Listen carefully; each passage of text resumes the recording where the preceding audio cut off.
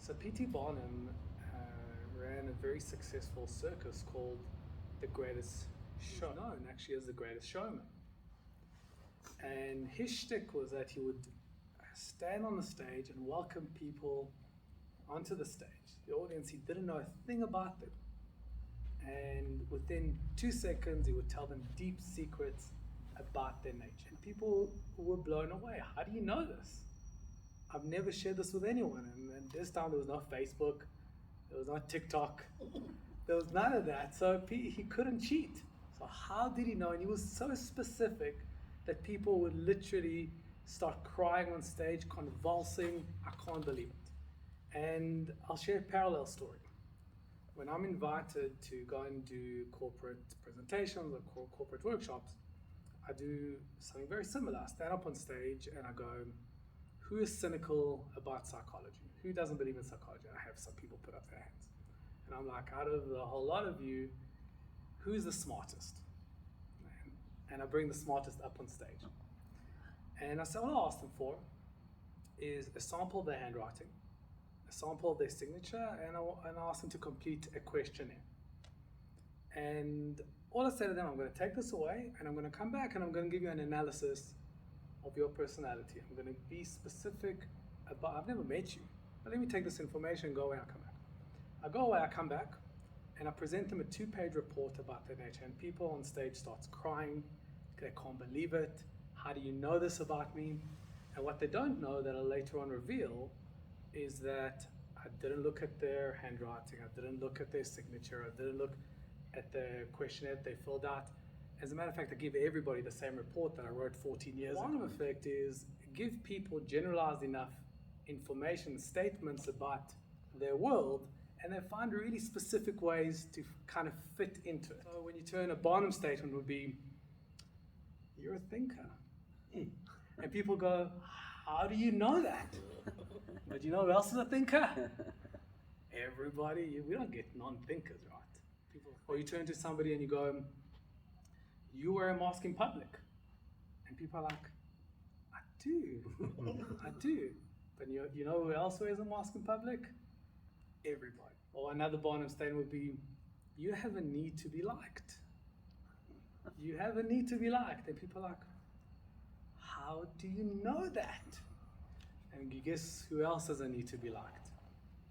You have 2 pages of these Barnum statements and people are like, how do you know this? And my point in this whole story to corporates or to individuals, don't fall prey to what's wrong with me. I have a need to be liked. What's wrong with me? I'm sensitive. What's wrong with me? I wear a mask in public. What's wrong with me? There's nothing wrong with you. That applies to everybody. Too many of us go, this is an issue with me, and I'm saying, no, it's human nature. The issue is not what you feel and who you are. The issue is how it's an analogy of food. We all have a need to eat.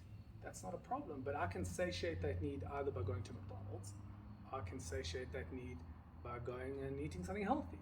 The need to eat is not the problem. How it's expressed, it is the problem. The fact that I have a need to be needed is not the problem. How it's expressed could be good or bad.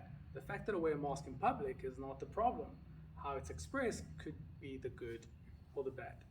Now during COVID, if I say to you, COVID was life-changing, COVID was tough, COVID was difficult. Well, that applies to everybody. But how do you use that energy, how do you use those feelings for the right as opposed to use it for the wrong? It makes you break down. Now, there's a couple of things that we have to be aware of. Not the fact that, why am I so sensitive to COVID? Because everybody else isn't. Everybody else isn't. Why am I taking it so personally? Why is it a challenge for me? Why is my world changed? That's not the problem. How is it expressed? That's the problem. You have to engage in things that you can control. But we all know we should exercise and diet and sleep. But people think that you should be disciplined with engaging with life, disciplined with your family, and disciplined with your kids, and disciplined with your diet, and disciplined with your work, and disciplined with good things, good healthy things. But nobody tells you, how do you stay disciplined? What's the secret recipe for discipline? So people say willpower. And I go, no, willpower is not the trick, because willpower goes up and down. Sometimes I feel like it, sometimes I don't. So we go, the way that you think. Not it or either, because sometimes I feel like it, sometimes I don't. Okay, so my environment. Well, that's even worse, because that's so dynamic and not even under your control. So no, not your environment. Your environment should not dictate your discipline. What should dictate your discipline? A solid blueprint, a solid framework that drives the discipline. Bravo. If I give you 1,000 puzzle pieces to complete, what's your first? If I give you 2,000 pieces? I know what you want. You do the border first. And if I give you 2,000 pieces? Same. 10,000? 100? The framework stays the same. The framework is what makes you feel in control. So whether you have 1,000 pieces or 100,000 pieces, the fact that you have a framework to work with is what makes you feel in control. That's why you have somebody with 1,000 pieces in front of them and they feel in control, somebody else with 100 pieces in front of them and they're falling apart. Because resiliency has got nothing to do with your internal ability to manage life. That's crazy. That's crazy. All these self-help books will tell you it's from the inside. No. Resiliency is about, do I have a more robust framework to deal with what's in front of me? A more robust framework. And if my framework is more robust than what's in front of me, I will never lose control. I always advise people, and this will end, is have a framework. Don't allow yourself to dictate your own behavior. The difference between successful and unsuccessful people depend and trust themselves to lead themselves. Successful people don't trust themselves and therefore lean on a framework to lead them.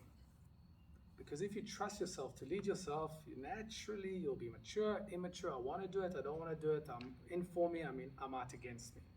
But if you lean on a consistent framework, you'll always have discipline.